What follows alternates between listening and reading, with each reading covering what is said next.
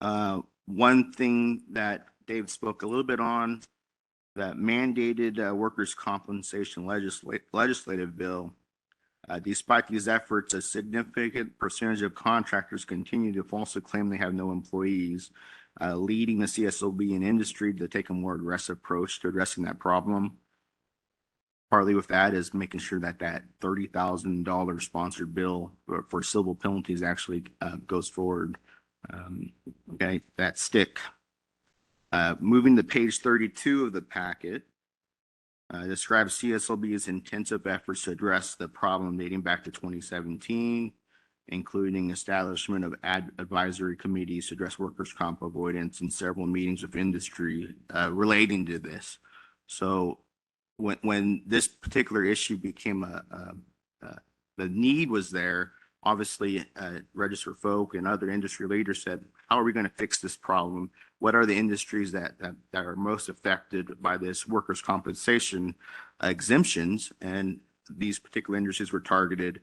Obviously C20 right now is the largest classification in California that has an exemption on file.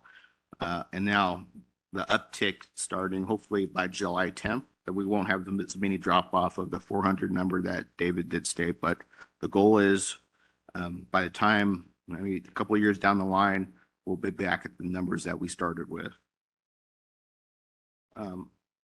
In closing, in my opinion, it protects the consumers of California when legitimate contractors are playing by the rules with all the other legitimate contractors. And that's why this law was in effect, because a lot of these classifications were saying that they had no workers' comp or no employees when they actually, in fact, had employees. So that helps the consumers, making sure that if something happens on site and it doesn't go actually on, it doesn't affect the homeowners or the business owners or whoever where the work is being done, if someone gets hurt. Because these classifications do have the need to have more than one person on the project. So with that, I will close and back to our board chair, Tykert. Thank you very much. Is there any further comment from the public on this topic? Any further comment from the board? I suppose we started there. We have Susan Camish, who is our licensing director, would like to comment on this matter. Good morning. I just wanted to contrast what Nevada has for workers' comp requirements.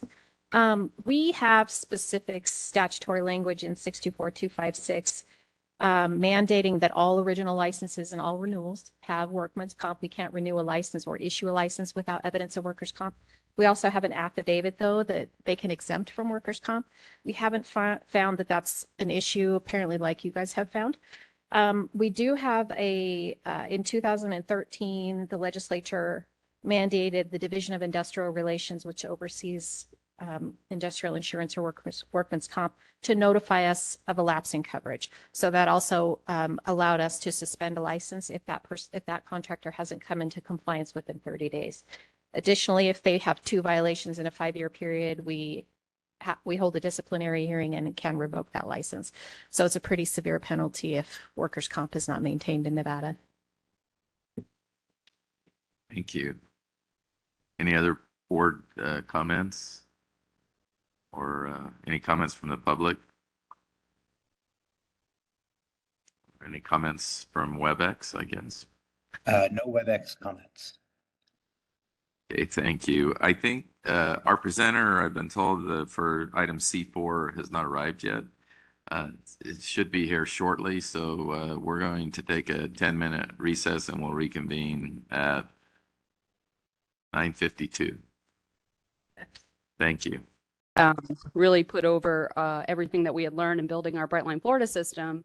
And I first want to show you guys a video. I'm sorry for the folks that are sitting here, but hopefully you can see. First want to show you a video of what we're building. A little bit of, you'll see of what Brightline Florida is, the system that we built between Miami and Orlando. And then we'll give you guys an overview and happy to answer questions after that. So we can roll the video. Around the world, the most important cities are connected by modern, high-speed passenger rail. But in America, we lag behind. Since the 1950s, we built our prosperity on Eisenhower's interstate system, fueled by cheap gas and our love of Detroit's finest. Today, we've reached the end of the road, backed up, behind, and looking for an alternate route. America needs to build a better way to get there. We have a huge opportunity here to provide fast, safe, reliable, clean transportation in this country. And like the rest of our infrastructure, we're way behind the rest of the world right now. We need to remember, we're in competition with the rest of the world. Introducing Brightline West, America's first true high-speed rail project. Brightline West, in partnership with the Nevada and California Departments of Transportation, will reset the global standard for high-speed train travel in America, connecting two of the country's most vibrant regions, Las Vegas and Southern California. This is a once-in-a-lifetime opportunity to have a state-of-the-art high-speed rail system, the first of its kind in the West. This modern, eco-friendly high-speed rail network will strengthen our economy, create new opportunities for everyone, and reinforce American competitiveness to rival the best of Europe and Asia, laying the foundation for the greenest form of transportation in the world. Having Brightline West come to California is going to help jumpstart us in achieving our zero-emission vehicle goals. Today, about 50 million annual trips occur between Los Angeles and Las Vegas, over 85% of them by car, a trip which is unpredictable, unreliable, and challenged by congestion. Flying, too, is inefficient, expensive, and filled with delays. Brightline West is based around the company's first system built in Florida, which launched in 2018, connecting Orlando to Miami. Both systems will transform how we think about our nation's infrastructure, using existing roadways for high-speed rail. Brightline West is engineered to utilize the middle of the existing I-15 freeway, giving new life and value to one of our most traveled and critical highways, and creating the model that can be replicated across other city pairs that are too short to fly and too far to drive. After having ridden Brightline in Florida, we are excited to have Brightline West come to California.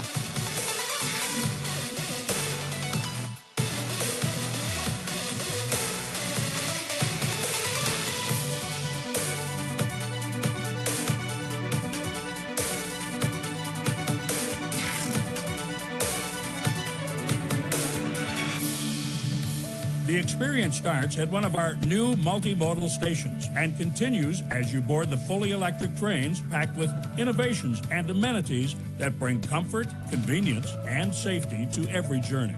Riding in American-made trains that can hit speeds of 200 miles per hour, passengers will glide past traffic jams and enjoy the dramatic landscapes, arriving refreshed and ready at their final destination. Years in the making, the time has come to stop dreaming and start building. After 17 years of study and approval, engineering and design, and learning from the heralded proof of concept operating in Florida today, the moment to act is now. A comprehensive environmental approval process is nearly complete. Next generation trains and stations, conceived through the lens of today's traveler, are ready and will be American-made. Smart, efficient systems have been engineered, and a skilled union workforce stands ready to deliver. Today, proudly showcasing American ingenuity and resources, Brightline West is shovel-ready, set to break ground in 2023 to tackle one of our country's greatest infrastructure challenges.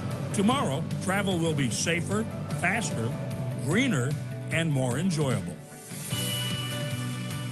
But we have to do more than just build back. We have to build back better. And today we have a once-in-a-generation opportunity to make investments that can help America get back on track.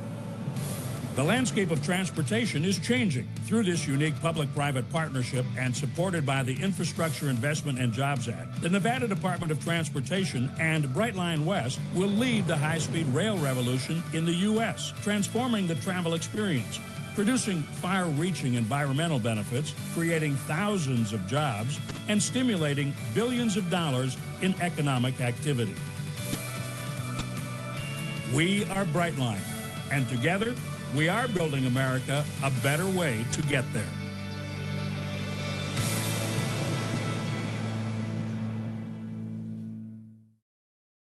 So it's a long video, but it's worth watching because I think seeing is believing. I grew up in the Northeast, and so I was used to taking transit. And then when I went down and worked on our Florida project, our Brightline Florida system, which we're very fortunate that we've taken a lot of people that have built Brightline Florida, and actually our headquarters is here in Las Vegas, but frequent between California and Las Vegas. You know, we were able to bring a lot of those lessons learned. And what we saw in Florida was we live in a car-centric culture in America, but it's because we don't know what else is out there, I think, is my theory behind it. And in Florida, we were very successful in getting people to this like car-free, carefree lifestyle, which And our I love believe of will be Detroit's here too. Today, So we've reached sorry. Go on. We can use the slides back again if that's okay. I'll start, but so I want to share a little bit of how we got into reliable, trains. clean I think as a transportation. company, as a start, how we've our company, Florida East Coast Industries, was actually founded in the 1800s. We were one of the first, what I'll call tributary railroads in Florida that really kind of created the density that we know today in the state of Florida. We came into that company in about 2007, and it was predominantly just a freight train at the time. They had stopped running passenger service in the middle of the 1900s.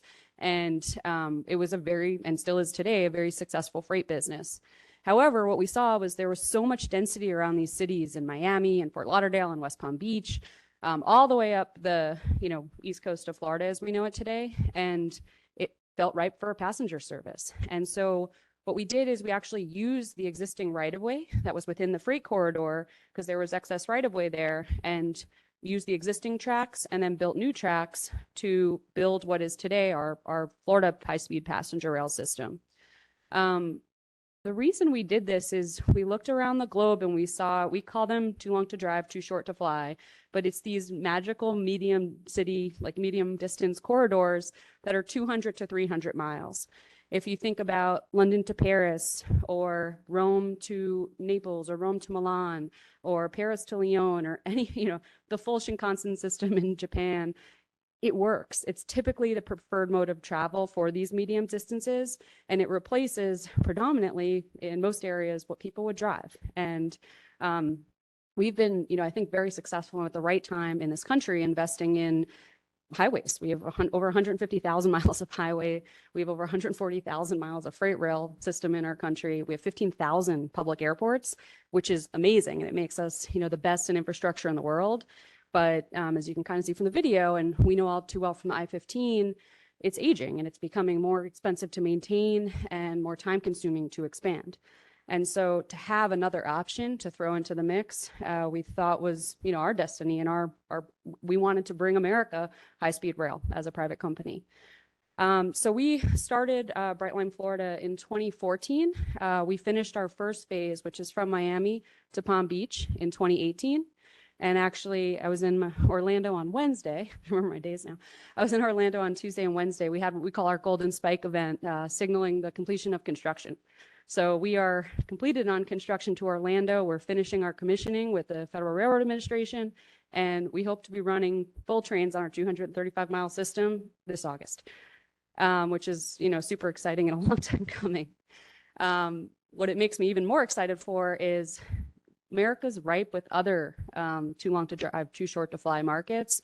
And I believe Southern California to Vegas is, one of the most obvious, if not the most obvious. When we also looked at building Brightline Florida and looked at the rest of the world, we looked at other comps and how could it be done and how could it be done quickly. And it, one of the ones that I continue to watch really closely is how China built their high-speed rail system. They went from a standing start in basically around the Beijing Olympics in 2008 to have over 26,000 miles of high-speed rail today. So today they have over 2/3 of the world's high-speed rail that they built from scratch. What I think is even more impressive of what they did is they built an entire industry around it. So everything that they do, they actually built within China. They created construction companies to do it. They created train companies to do it. They built an entire industry. And if you size that industry today, it's about 2 million people, which is the size of the American auto industry. So I think we have, I'm so happy to, to have my job and to be doing what I'm doing. I'm so lucky because we have a tremendous opportunity. And I think giving people that experience will allow us to build, we'll follow the similar blueprint for what we can build here in America. We can go to the next slide. So you saw a little bit of the pictures in the video of Brightline, Florida. So our experience, I would say, that we've created in Brightline, Florida is what really distinguishes us. Sure, we provide convenience in terms of our timing. The full Orlando to Miami trip will be it's about 4 hour and 30-minute drive without traffic. We do it in about 3 hours. So you're definitely saving time. You're having flexibility in terms of the timetable schedule that we provide. But the big thing that we've seen and why we're getting over 2 million passengers a year right now, just on that shorter kind of 65-mile segment between Palm Beach and Miami, is the experience that we've created.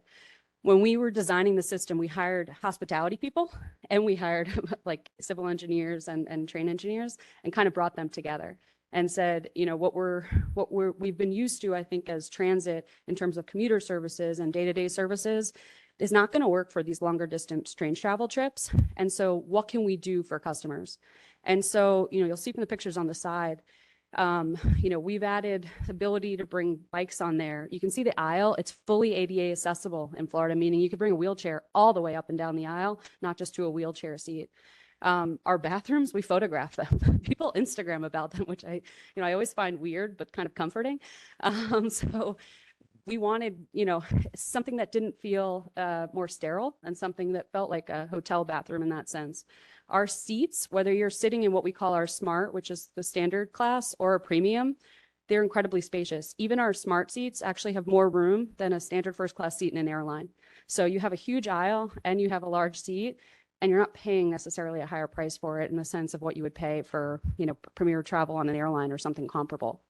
All of that is kind of contributed. And then I would say what's not photographed here is our stations. Our stations are modern. They smell really nice with kind of a signature Brightline scent that people have actually asked us to turn into candles, which we have. We have free Wi-Fi from the moment you walk in our station all the way onto our train, and it's good free Wi-Fi. So it actually, like, you keep your signal and can do work or can enjoy the leisure of your trip. And all of those things have translated into huge customer satisfaction. We do our Net Promoter Score after every ride, and we're, feel very lucky, but we also work very hard at it. Our Net Promoter Score is higher than that of some of the world's most respected brands like Ritz-Carlton or Amazon, or companies that I think we become used to in our daily life, like Amazon. What it's also translated into is obviously the ridership is about 2 million on a run rate just for that shorter corridor, not even opening to Orlando, which is pretty dramatic. And one thing that I would say I'm super proud of is we were the first system in the country, transit system, post-pandemic, to reach pre-pandemic numbers. So we came back the quickest in 2021, hitting our pre-pandemic numbers. The benefit of that, and you can go to the next slide, is we get to take all that out here. So a lot of the lessons that we've learned, both good and bad, we've gotten to take all of that out into creating our Brightline West system and, build the 2.0. And it's not that the 1.0 isn't great, because I think it's wonderful, but the 2.0 gets to be better, which is always wonderful. So what we're building here, we're building about a 218-mile system of new track between Las Vegas and Rancho Cucamonga.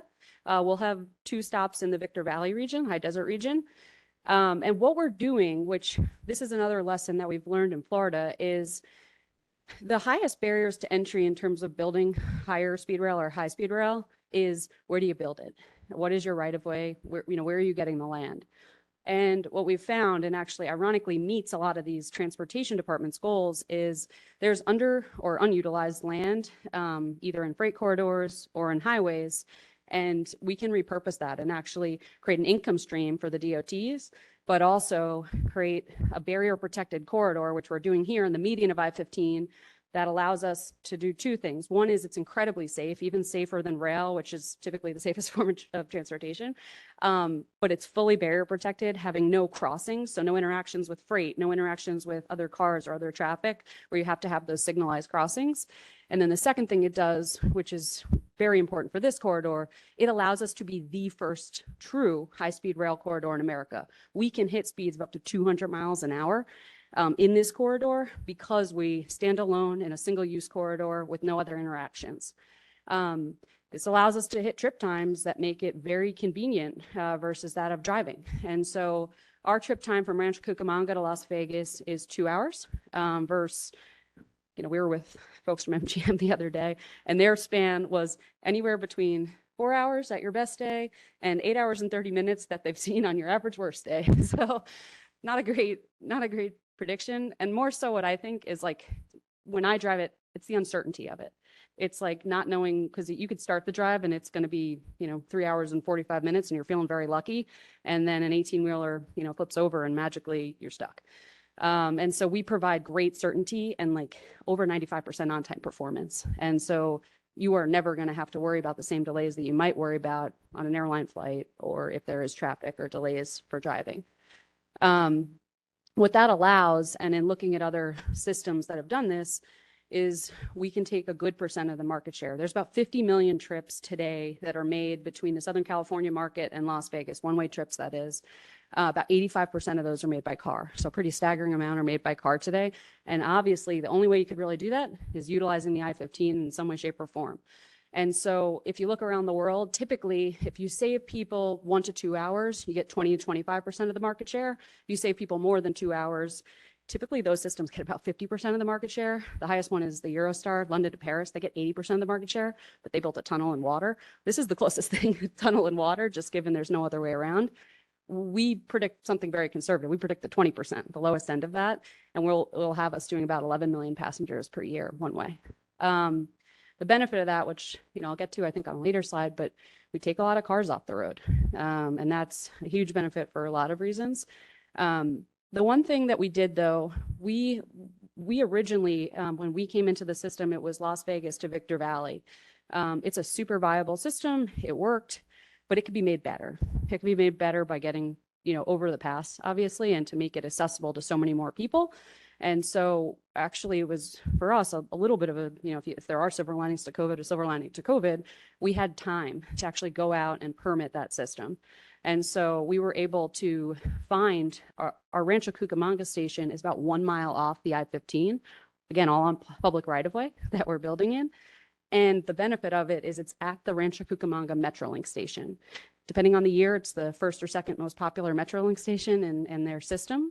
And it goes directly into Los Angeles Union Station. They're focused on expanding that greatly, time for the LA Olympics. And so you can get from Rancho Cucamonga to LA Union Station in that time in the 45-minute range. So what we actually are working with, and we have a partnership agreement with them in place, is align our timetables so that passenger have about a 10-minute connection. So you can get between Los Angeles Union Station, downtown LA, and Vegas in 3 hours. We'll brand their trains. We'll be able to sell a one-stop shop ticket. So, and you literally have to go down an escalator ride. So it sounds like it's one of the easiest connections you can make. And we've learned that that actually works because our system in Florida has similar options that work like that as well. We can go to the next slide.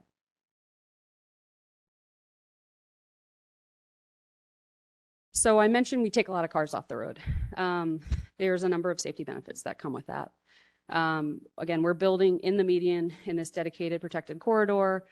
We have no of those at-grade crossings, which are typically, interactions with other vehicles, whether they be trains or cars, always just present more concern. Not that they can't be mitigated, but they present more concern. But because we take 3 million cars off the road, and we are working with Caltrans and NDOT to put in about $800 million of highway-related work that's separate from our train to really fit our train. That's not only a benefit, obviously, for taxpayers, a lot of you being from Nevada and California. We do about 300 million in Nevada and about 500 million in California of highway widenings or curvature softenings or a ton of basically highway and civil work that's being done to fit our train. But those two things combined create a much safer experience for the vehicle, travelers on the I-15. So we eliminate, 75 serious injuries and deaths per year. Like one would be okay with me, but like 75 is great. And who knows what the numbers will actually be. Hopefully, again, one would be enough for me. On the environmental side, and this was mentioned in our video, but when we built Brightline, Florida, because we were building an existing freight corridor, we had a lot of at signal crossings. We have over 300 crossings in our Florida system tied to that freight line because kind of Florida was built around us because it was built as the freight system before. And so we didn't have the opportunity to run it like true high speeds and build overhead catenaries and make us a true electric train. Here, because we are in the median and we are barrier protected, we are building a true all-electric train that is a true emission-free electric train. And then we are working with Southern Cal Edison to actually build out all of the power to support our train. Southern Cal Edison today is about 60% emission-free. We are working with them on, they want to be 100% emission-free by 2045. We're working them on a pilot program as like one of their first partners on this to try and be emission-free 2030 or even before then. And so with that combined, it's about 3 million cars off the roads, about 16,000 short haul flights a year not flown, and it results in about 400,000 tons of CO2 out of the air each year. The other thing that we're doing is building in the highway. We're fixing all the culverts that are in the highway today, both for drainage purposes, but it also allows wildlife passage more freely. And then separate from this project, but as a separate project, we've partnered with Caltrans and the California Department of Fish and Wildlife, and we're building 3 wildlife overpasses specifically made for large mammals like bighorn sheep. And that'll happen actually with our project as a separate project to basically allow desert bighorn sheep to travel over the I-15, which hadn't been done before. All of this obviously, has a large cost to it. I would say we do it probably more efficiently than other systems using the lessons that we've learned in Florida. And so our project is about a $12 billion project.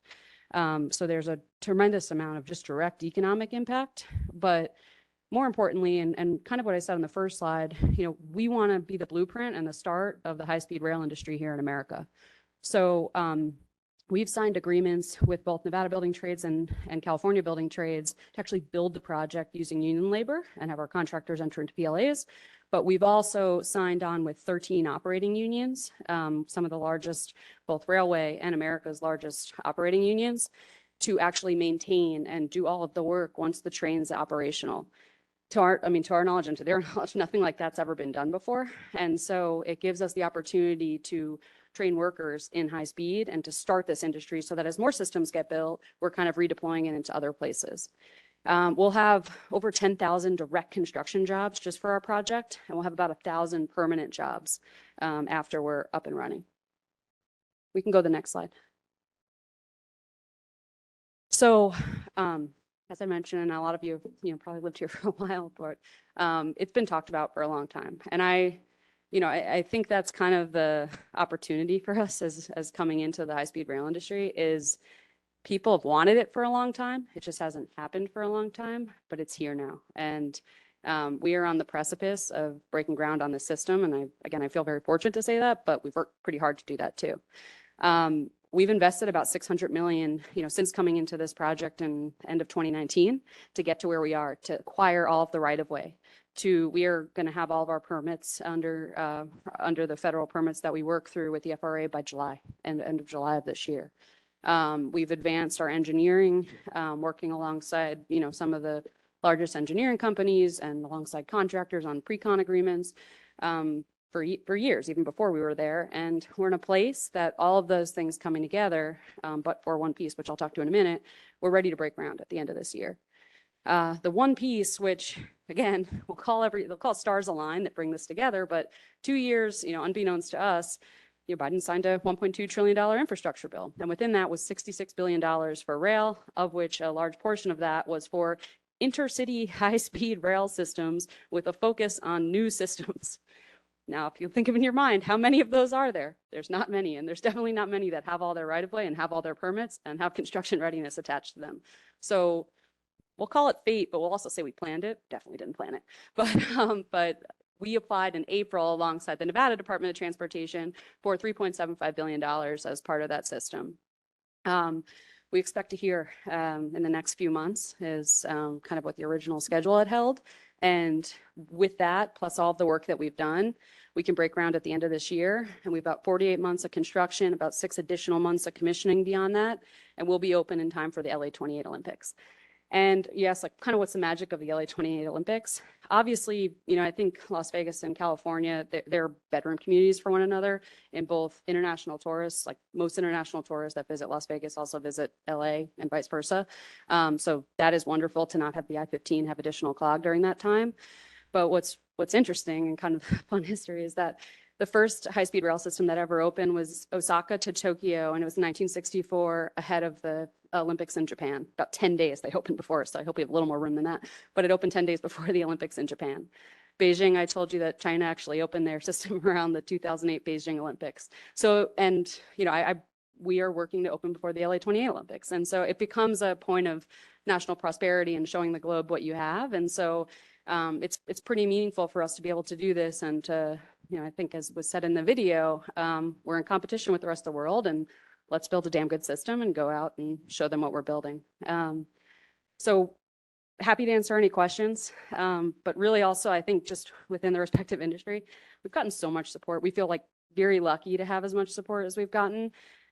Continue to need it for the grant, just letting people know that this is an important project. We're putting a lot of people to work.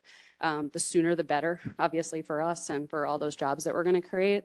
And so I would ask just any continued support that we can get both for the grant, within these next few months would be very helpful. Thank you very much. Very informative presentation. Open it up for questions, please. Good afternoon. Thank you for that presentation. I have two questions. One being, what do you anticipate the average cost of a ticket to be? And my next question is, on that map, I saw the different cities, darker and lighter. I live in Palmdale, so I'm very interested. Awesome. Okay. Does that mean it's Yeah. going to stop at the Palmdale station?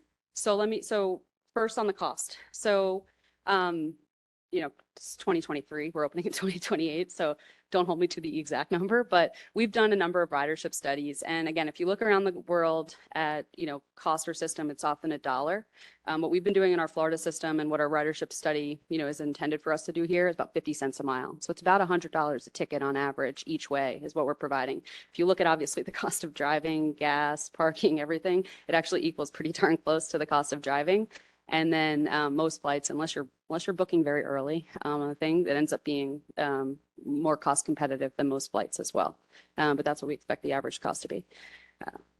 One way, 100 each way, 100 each way. On your second question for Palmdale, the High Desert Corridor is a project that's being led by High Desert Corridor JPA. Predominantly Los Angeles County has been supporting that over a long period of time. We are partnered with them in every way. We share technical information. We're making sure that our systems are interoperable and connectable. And so the ultimate goal, I think for everyone, is to have kind of a unified high-speed rail system across the West. And so ideally, California high-speed rail connects all the way from San Francisco all the way down to Los Angeles. They have their stop at the Palmdale station. The High Desert Corridor actually connects from Palmdale to our Victor Valley station, where we've built for them to connect in kind of directly to our tracks. And then we take passengers to Las Vegas. And so it ultimately would be this seamless high-speed rail connection. Thank you. Excellent. I can't wait. Cool. Other questions from board members? Yeah, if I may. Just a couple quick questions here for you. How big are the trains? How many passengers on a train? And then how many trains are you expecting on a daily basis? Sure. So we're still going through the procurement project on the train, but the trains are going to be about 450 people per train. We have the ability though to couple trains. And so we expect as we kind of, move into future years, and especially on peak periods, which ironically happen to be most times of the week now, we can double up. So we can run about 900 people per train when we have the need for it. We will run, hours will be like early morning to about midnight. And so we end up running about 35 trains per day on the hour, 17 in one direction, 18 in the other. We're building also, I should mention, the maintenance is the reason why obviously you can't run even more than that. So we have maintenance of way on our track every night, but we've built our vehicle maintenance facility, which I guess I didn't include a picture, and we're building it actually right at Sloan Road here in Las Vegas. So it's at the end of a system. We're also building a maintenance of way function in Apple Valley, closer to that area. So we're going to have maintenance on both sides that we can attack too. Thank you. Thank you. Other questions? Please. Yeah, more of a comment. Thank you for the presentation. And thanks to President Joe Biden for his investment in the American infrastructure and the American people by passing the infrastructure bill. I think it's great. I'm a big fan of it. Like you said, we are lagging behind in the world in high speed. In California, we do have we're building high speed right now. We have been for several years now, with the bookends being in San Francisco and Los Angeles. But they're dense cities in the metropolis, and and the high speed over there goes through the valley where there isn't much density, and it's creating job opportunities, with the trades. Thank you for partnering with the building trades, by the way. And it's improving a lot of lives out there through apprenticeship, building the future workforce of America. So thank you. That was the important for us for keeping that, we believe that the high desert is a big collection point and is obviously growing and is going to grow a lot more in the years to come. And so our Victor Valley station will be our main inline station for the actual alignment. The Hesperia station is pretty unique. When we signed on our agreement for that last mile with the San Bernardino County Transit Authority, they were like, we have a lot of traffic over the Cajon Pass from just people trying to commute. These people are doing, hour and a half, 2.5, like potentially one way, and a lot of times commutes each way every day to get to and from their employment. Is there any way that you could provide kind of a local rail service during kind of pre-times as we're kind of getting trains to go to our Rancho Cucamonga station for the long term during the week? And so we'll provide, several thousand seats in terms of a local rail service from Hesperia to Rancho Cucamonga every day during the week. Yeah, just a couple. This is going to sound a little silly. The first question I have, you mentioned the number of trains, and there's only going to be one track, I understand. Is that correct? So there's about 56 miles of passing sidings. So if you look at systems like Renfe in Spain, not always do you have to build double track. A way we build it, again, more efficiently. So we're $40 to $50 million a mile versus over $100 million a mile, and it makes it feasible to build. Is we're doing single track in the median with an abundant amount of passing sidings. Okay. So your trains can still, and they're long. They're about 10 miles each if you think about the passing sidings.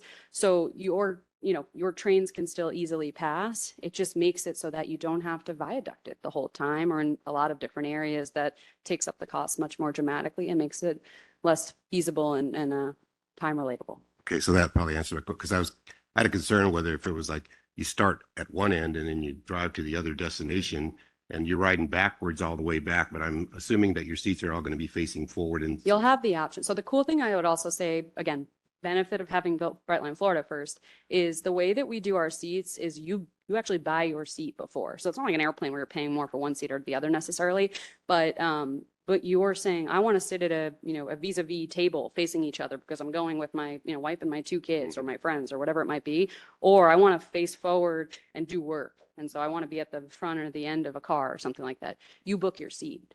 So when you come on, I'm going to train car 7, seat, 5B, and you go to where you are. That makes it just less chaotic. It's less stressful. You know where you're going to put your bag. If you want to check a bag, you can do that before and know it's going to get to you right after.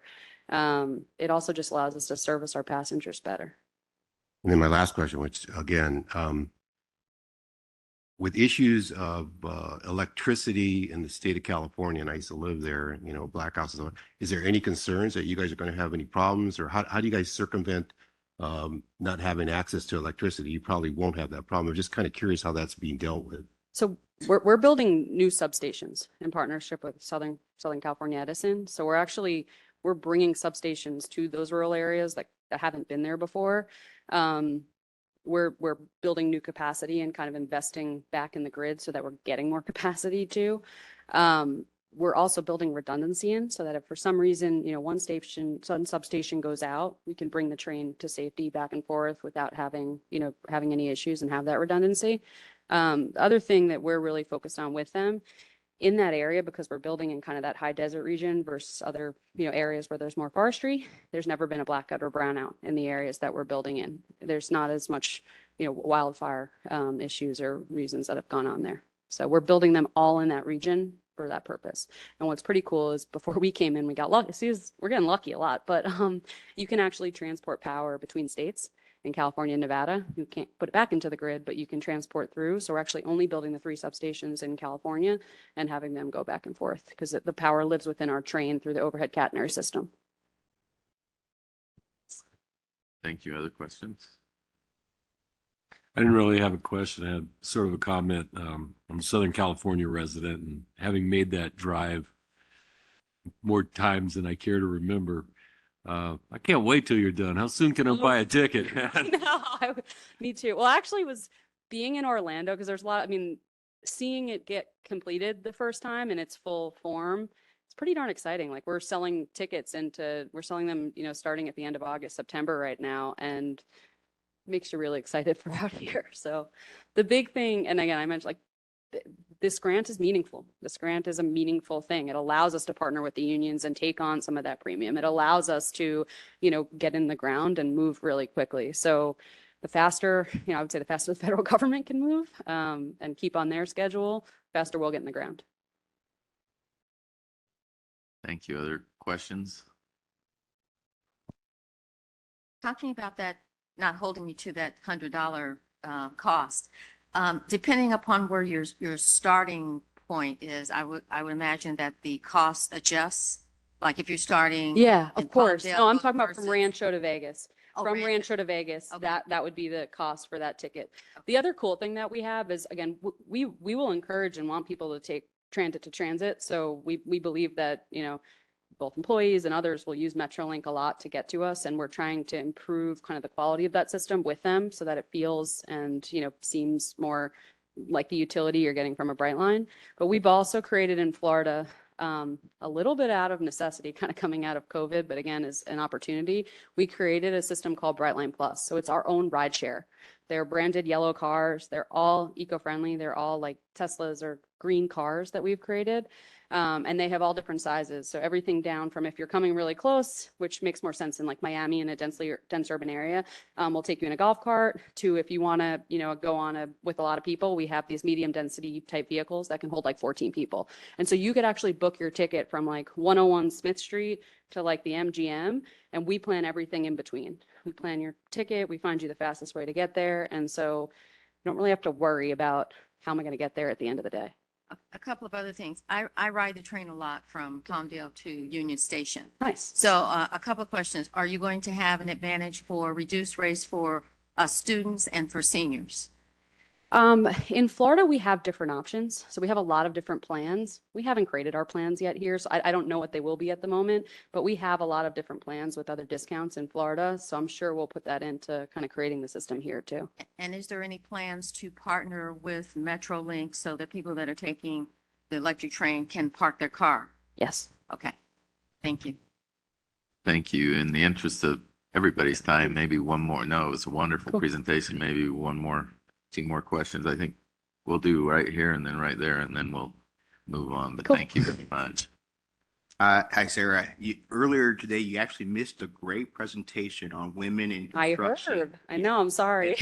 But what's phenomenal are projects like this that have a PLA in depth. It provides those opportunities to get more women in the trade. So because we spoke a little bit about the California high-speed rail, that one thing that's been beneficial was the amount of women who have been able to get into the trades on that specific project. So applaud the PLA that's been signed, the building trades. That's great news, and keep up the good work.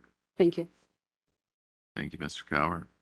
Yes, thank you so much. It was very informative. I think we're all excited about this, but being a contractor, obviously, just curious how things get started construction-wise. Does it start in California, come to Nevada? Does it start on both ends? Like, how does this roll out over the next year or two? This was another page out of the playbook in Florida. When we did our phase 2 system, it was in a similar way where it's not highly complex construction, but it's long. And so it's just a big expanse. And so we broke it up into 4 zones. Here, we're breaking it up into even more segments because it's even longer. And so everything starts with just the road work, readying our kind of, we'll call it the median, which is most of it, for the pad for us to build. And so we've partnered with, some of the larger civil firms in terms of, designing how we're going to do that. But it's 3 different contracts likely that will be 1 in Nevada, 2 in Southern California. Well, sorry, one in Central California, one in southern part of the alignment. And all of the road work will kind of meet at those points. That will go up to ballast. It'll provide all the foundations for the overhead catenary poles. And then we'll turn it over to our track contractor and our systems and signaling contractor. The track will come on. We've tied into Union Pacific and BNSF in 2 different places to deliver materials for that. And then they'll have at least 2 headways that they can come out with their track. And then the systems will actually work alongside them, filling in the overhead catenary poles, tying into the substations as those are completed. And then magically we'll be testing track using our vehicle maintenance facility in Sloan and testing basically almost from state line all the way to the Nevada portion for the last year and a half. So you'll see work getting done everywhere, but for the beginning of it, it won't look like much work because it's a lot of road work getting done. So, of course. Thank you very much for your Thank time. you guys very much. The last slide has some outreach information, so happy to answer follow-up questions if anyone has it too. Cool. Thank you, guys. Thank you. Maybe leave that up for a minute, please. We'll move our discussion now to cross-border projects. I'll turn it over to Mr. Fote and Ms. Green.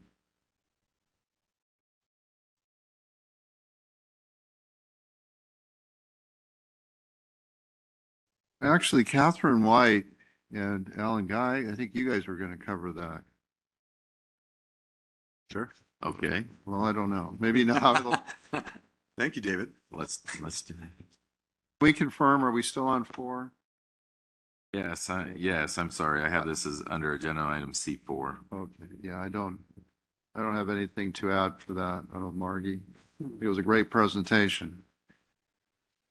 Well, if that's the case, we don't have anything to add, then well, I will ask because I understand in California you need to, after each item, ask for public comment. So is there any public comment on this agenda item C4 or any WebEx comment? There is no one on the phone or the WebEx chat. Thank you. So if I'm understanding correctly, we should move on to C5. Is that correct? Okay. Our next agenda item focuses on the public benefits of licensure and the efforts undertaken to promote consumer awareness regarding the importance of hiring licensed contractors. At this time, I'll turn the time over to Miss Lewis from Nevada and Miss White from California to lead us in this discussion. Is that correct? Yes. Okay.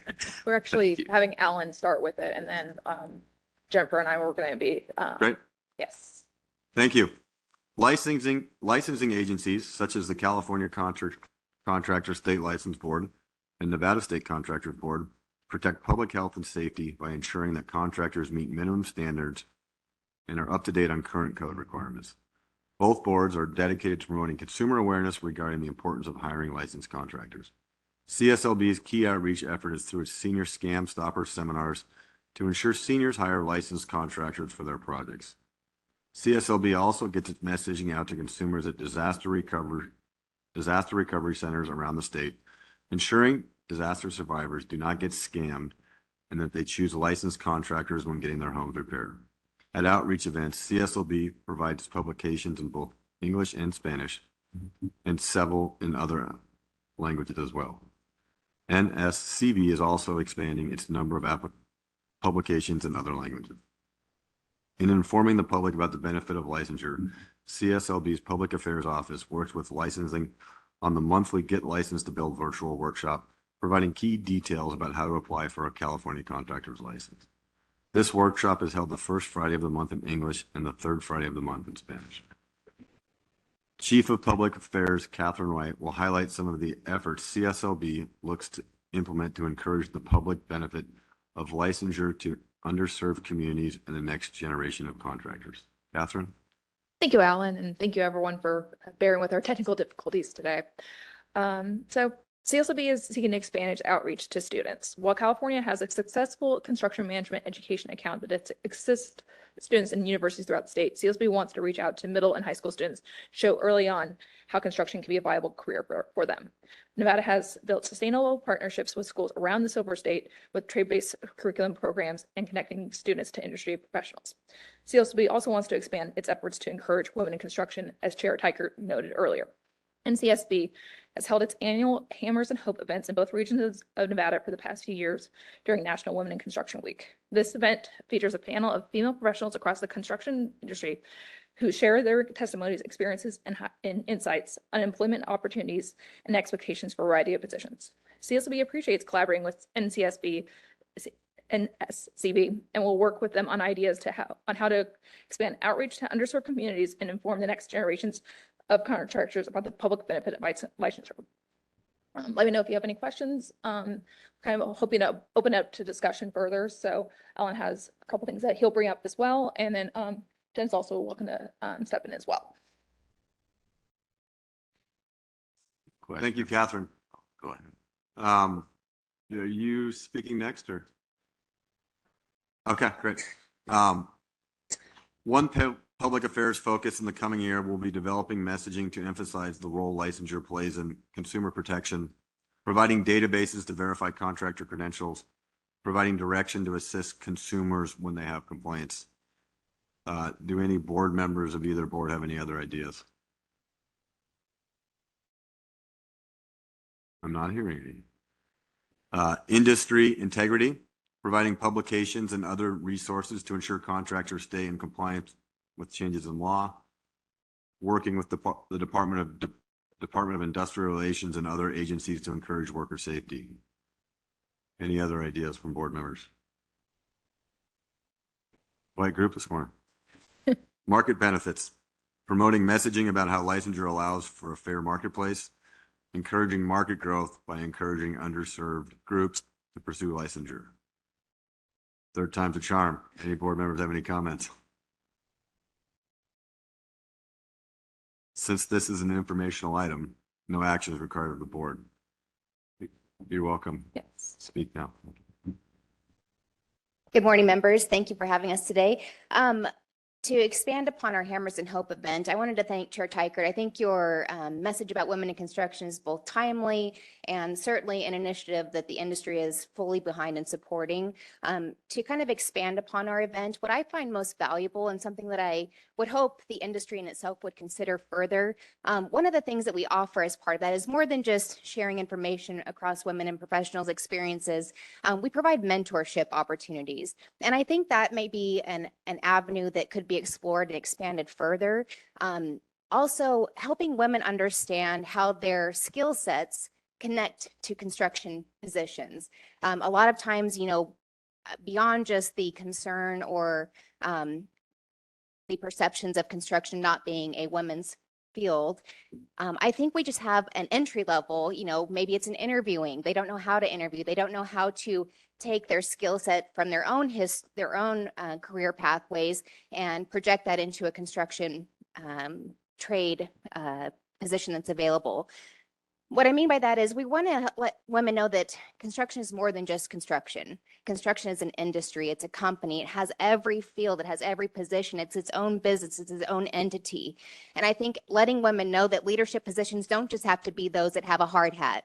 They don't just have to be, like Chair Tykert being the owners of the company. They can be the CFOs, they can be the HR directors, they can be the people who have the meaningful positions behind the leaders that are driving these businesses to the success that they have. So I think what we've seen through the Hammers and Hope event is that a lot of women are interested. They see after our event that they are inspired by the opportunities that really are available on a larger scale.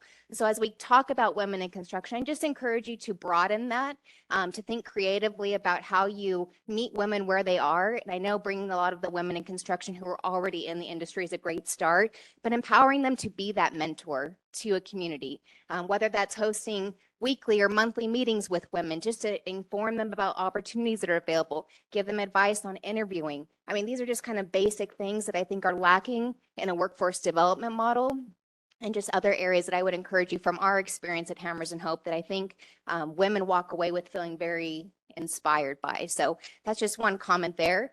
To expand upon some of those other things, we also do workforce development discussions. I think there's a lot of benefit, of course, to reaching out to our next generation of leaders and construction workers through the high schools.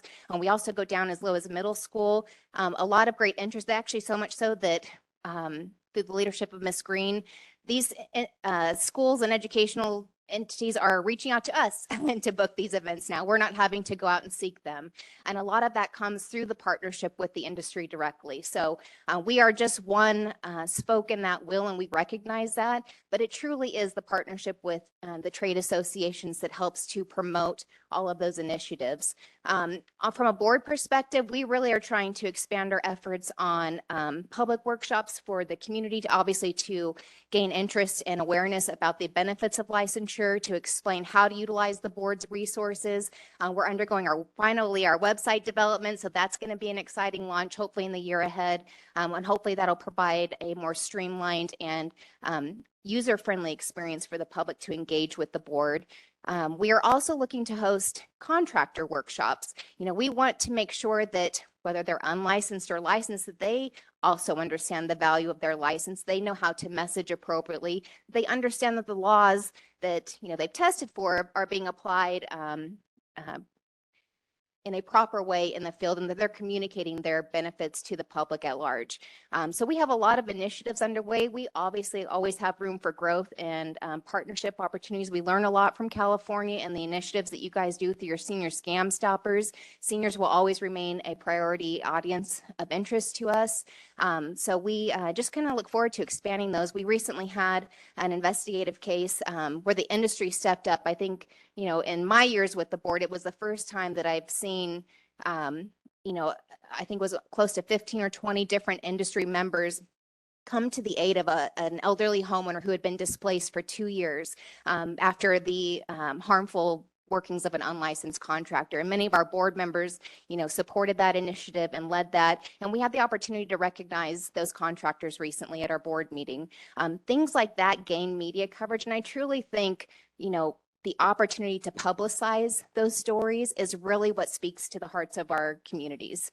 Those are the stories where people can relate to, whether it's a veteran. We had a recent veteran story who was taken advantage of, and we're working to facilitate him and getting his needs met. Those are the stories that people connect with. I mean, we can talk about the benefits of licensure all we want, but until they see the effects of an unlicensed contractor or realize that personally, I don't think, it's just an uphill battle. So I just encourage you to use those stories and your own experiences as platforms to share with others as you think about your media opportunities and messaging. And again, thank you, Chair Tykert, for your leadership in the Women in Construction. Thank you.